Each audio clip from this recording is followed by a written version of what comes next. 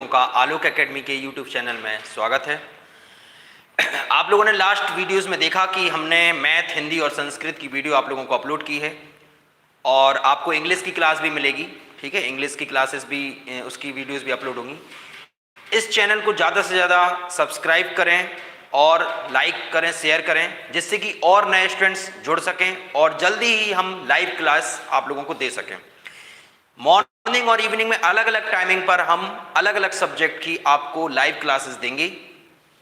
और हम लोगों ने लास्ट वीडियोस में मैथ में वर्गमूल की शॉर्ट ट्रिक जानी थी, वर्गमूल कैसे निकालते हैं वो जाना था। आज उसी से आगे हम लोग वर्गमूल के बारे में पढ़ेंगे। ठीक, तो हम लोग वर्गमूल की नेक्स्ट क्लासेस देखते हैं, इसमें क्या क्या हम लोगों को पढ़ना है। चलिए स्टार्ट करते हैं।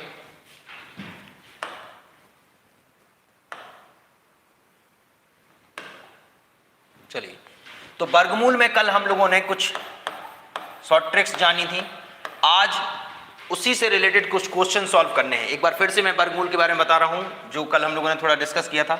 जैसे कि हम लोगों ने जब किसी संख्या का वर्गमूल निकाला था, तो जैसे 1024 था, तो 1024 का हमने वर्गमूल निकालना बताया था। तो यहां पर मैंने बताया था शॉर्ट ट्रिक में क्या करते हैं, लास्ट के दो डिजिट सेपरेट करते हैं। लास्ट के दो डिजिट सेपरेट करने पर फिर देखते हैं ये जो 4 है वो किसके वर्गमूल में आता है। या तो 2 का वर्ग करने पर 4 आता है, या फिर आपका 8 का वर्ग करने पर 4 आता है। अब इकाई का अंक तो निर्धारित हो गया, या तो 2 है या 8 है। अब जो बचा हुआ संख्या है, जो बची हुई संख्या है 10, उसको इस प्रकार देखना है कि वह किसके वर्ग से ज्यादा नहीं है। तो ये 3 के वर्ग से ज्यादा नहीं है, 4 का वर्ग 16 है जो कि ज्यादा हो जाएगा, तो 3 का वर्ग 9, तो ये ज्यादा नहीं है। अब ये जो 1024 है वो या तो 32 का है या 38 का है। कल मैंने बता चुका था लास्ट वीडियो में, लेकिन एक बार फिर से मैं रिवाइज करवा रहा हूं। तो इन दोनों के बीच में हमें ऐसी डिजिट चेक करनी है जिसका हम वर्ग आसानी से निकाल सकते हैं और हम चेक कर सकते हैं कि ये जो वर्गमूल है वो 32 का है या 38 का है। तो हमने 35 का वर्ग निकाला। यहां से मैंने बताया था जब इकाई का अंक 5 है तब हम 35 का वर्ग कैसे निकालते हैं, सीधा आप 5 का वर्ग कर सकते हैं। 5 का वर्ग कितना हो जाएगा, 25, और 3 के बाद कितना आता है, 4, तो 3 चौके 12, 25। तो ये जो वर्ग है वो किसका है, 35 का। 35 का वर्ग 1225 है। तो ये जो 1225 है वो 1024 से ज्यादा है कि कम है, तो ये 1024 जो है वो 1225 से कम है, तो इसलिए ये 35 से कम का होगा, मतलब उत्तर कितना हो जाएगा, 32। ये हमने कल शॉर्ट ट्रिक डिस्कस की थी। ठीक, अब हमें कुछ वर्गमूल निकालना है। और क्वेश्चंस कैसे आते हैं तो आपके सामने मैं क्वेश्चन दे रहा हूं, वो देखिए किस तरीके से करना है। चलिए, ये आपके सामने क्वेश्चंस हैं, इनको हमें सॉल्व करना है। यहां पर देख रहे होंगे कि ये जो वर्गमूल का चिन्ह है वो आखिरी तक है। ठीक है, तो ये चारों क्वेश्चन है, देख लीजिए एक बार। अब इन क्वेश्चन को करने का तरीका क्या है, ये सिंपल क्वेश्चन है, ज्यादा टफ क्वेश्चन नहीं है, बट हर एग्जाम्स में 1 या 2 क्वेश्चन आपको देखने को मिल सकते हैं। यहां पर हमें वर्गमूल निकालना है, तो वर्गमूल निकालने के लिए सबसे पहले हम इकाई से स्टार्ट करेंगे, इकाई के अंक से, लास्ट से डिजिट से स्टार्ट करते हैं। क्योंकि इस 144 पर अगर आप देखें तो यहां पर एक ये जो 144 है इसके ऊपर भी स्क्वायर रूट लगा रहता है। ठीक है, तो ये स्क्वायर रूट 144 के ऊपर है, मतलब 144 के ऊपर स्क्वायर रूट, फिर इसको ऐड करेंगे, फिर इसके ऊपर स्क्वायर रूट, फिर ऐड करेंगे, फिर इसके ऊपर लास्ट स्क्वायर रूट। तो इसको सॉल्व करने का तरीका क्या है, सबसे पहले आप लास्ट डिजिट का स्क्वायर रूट निकालेंगे। तो 144 अगर हम वर्गमूल निकालें, आप लोगों को 1 से लेके 40 तक स्क्वायर याद रखना है, लेकिन अगर नहीं है याद तो पहले धीरे धीरे याद कीजिए, पहले 1 से 20 तक कीजिए, फिर 20 से 30 और 30 से 40। तो अगर 144 देखा जाए तो 144 किसका वर्गमूल है, तो 12 का। 144 किसका वर्गमूल होता है, 12 का। 12 को हम सिंपल किस में ऐड करेंगे, 52 में। तो 52 और 12, अगर 52 में 12 ऐड क्यों कर रहे हैं, क्योंकि बीच में किस चीज का चिन्ह है, प्लस का। तो 52 और 12 कितने हो गए, 64। तो 64 का, अब 64 के ऊपर क्या लगा है, वर्गमूल, तो 64 का वर्गमूल कितना हो जाएगा, तो 64 का वर्गमूल हो जाएगा 8। कितना हो जाएगा, 8। अब यहां तक हमने क्या मिल गया है, 8 को 248 में ऐड कर दीजिए, क्योंकि बीच में प्लस का चिन्ह है। 248 और 8 कितना हो जाएगा, 256, और 256 के ऊपर किस चीज का चिन्ह है, वर्गमूल का। तो 256 का वर्गमूल कितना आ गया, 16। यही आपका उत्तर है। एक बार फिर से देख लीजिए, सबसे पहले मैंने 144 का वर्गमूल निकाला। 144 का वर्गमूल होता है 12, 12 में 52 जोड़ा, 52 और 12 कितने हो गए, 64। 64 के ऊपर भी वर्गमूल लगा है, तो 64 का वर्गमूल कितना होता है, 8।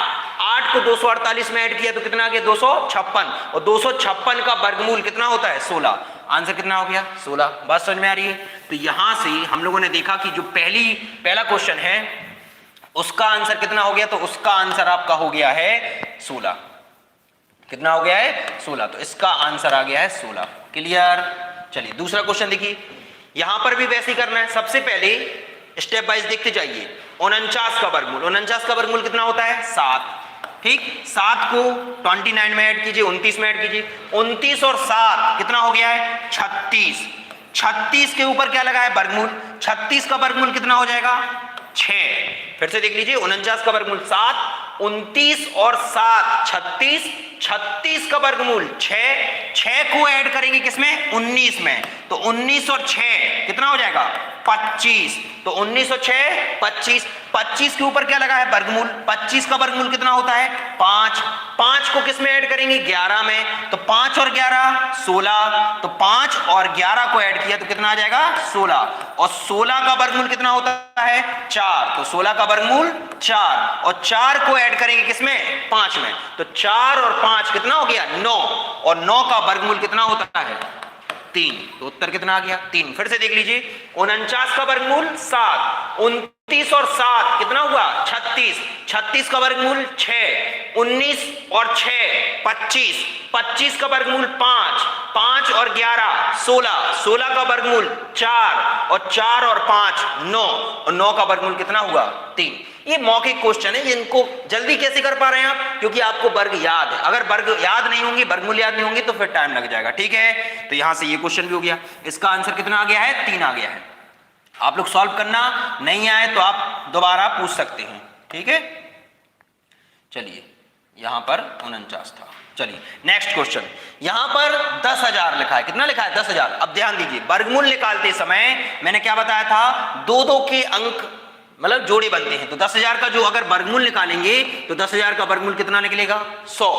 100 में 144, 100 में 44 को ऐड करेंगे तो 100 में 44 ऐड हो जाएंगे, तो ये कितना रिजल्ट दे देगा 144। 144 का वर्गमूल कितना होता है, तो 144 का वर्गमूल सर 12 होता है।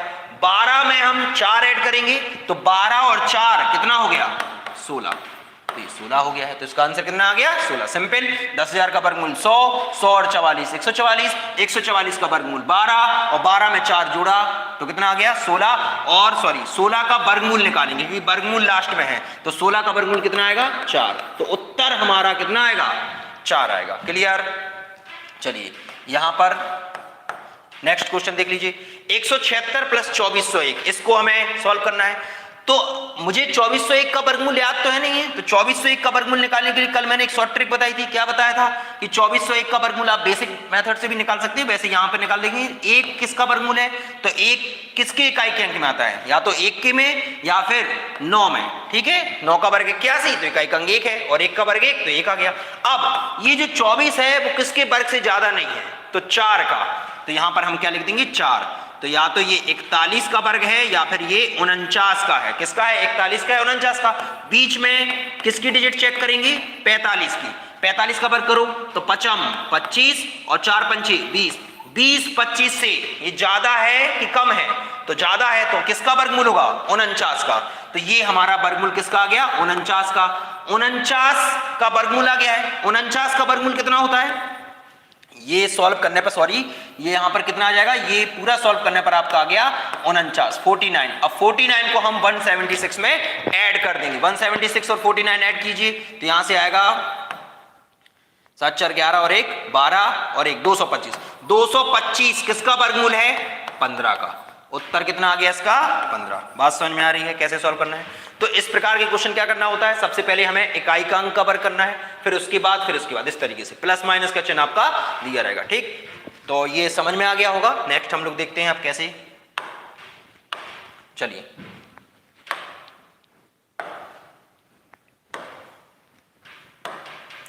तो अब कुछ क्वेश्चंस ऐसे भी आते हैं जो पूरी राशि करणीगत दी रहती है, वर्गमूल में ही क्वेश्चन है। कैसे, जैसे कि देखिए हमने लिखा यहां पर 12,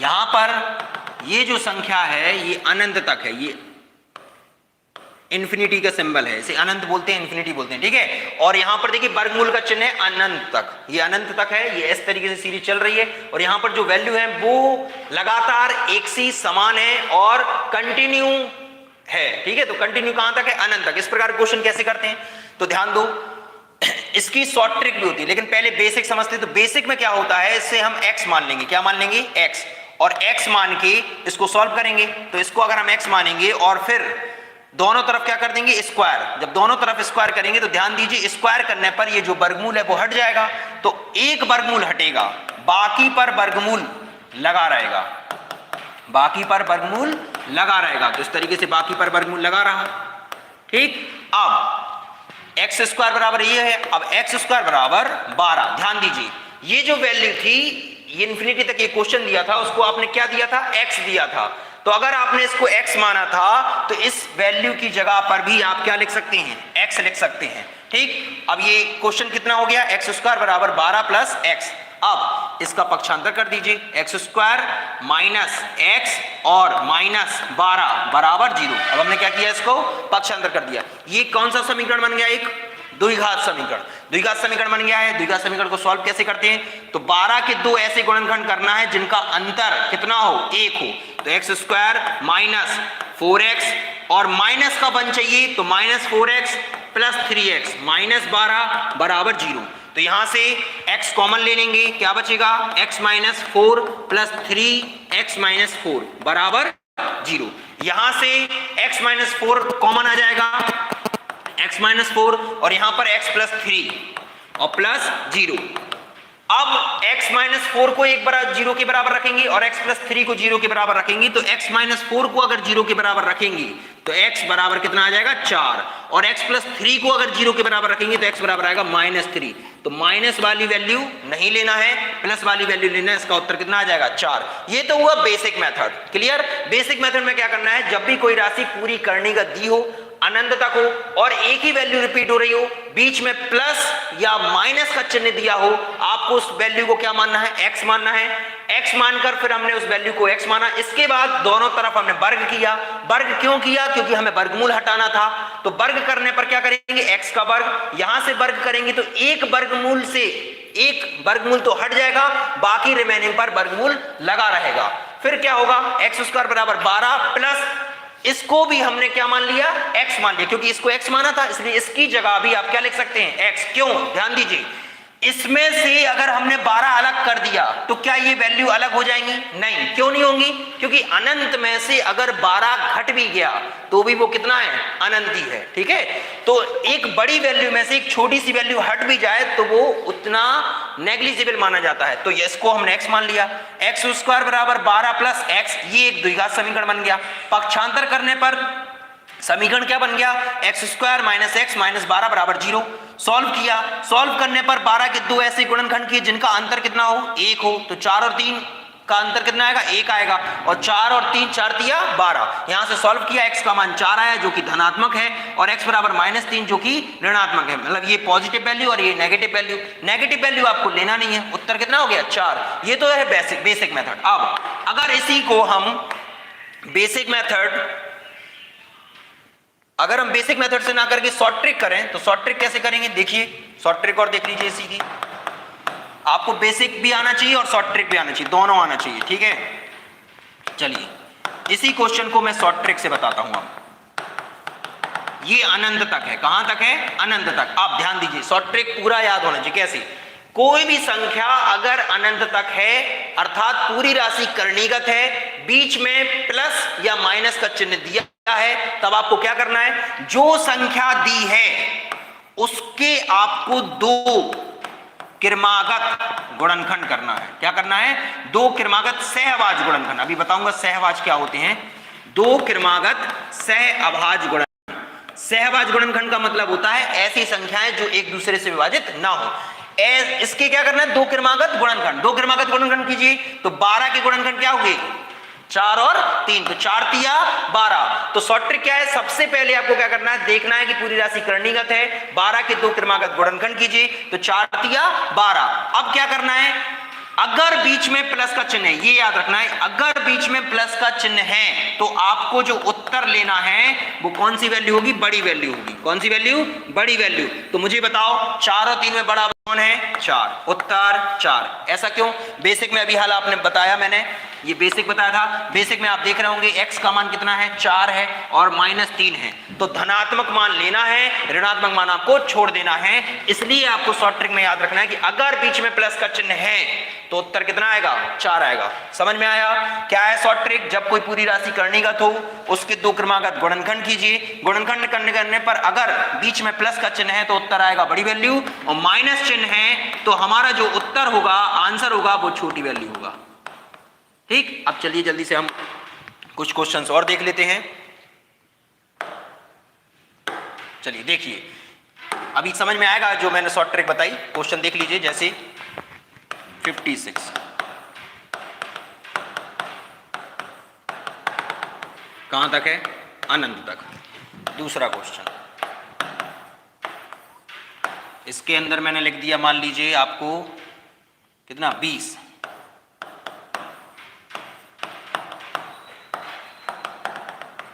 चलिए, इसके बाद हमने और क्वेश्चन लिया, जैसे मान लीजिए 72, माइनस का चिन्ह लगा दिया,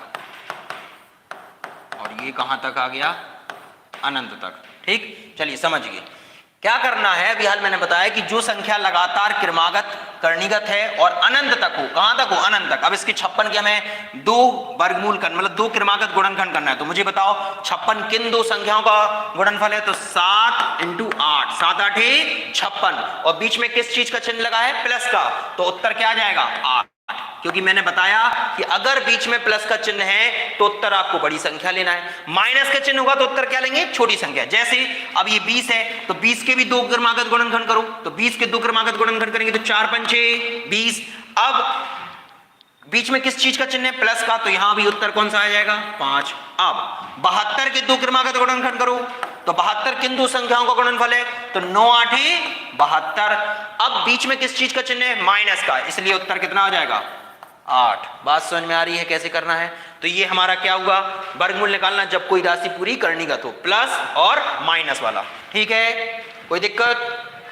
चलिए नेक्स्ट, इसके बाद आपको और भी क्वेश्चंस आते हैं इससे रिलेटेड, कैसे समझिए। एक तो हो गया ये जिसके 2 क्रमागत गुणनखंड हो रहे हो।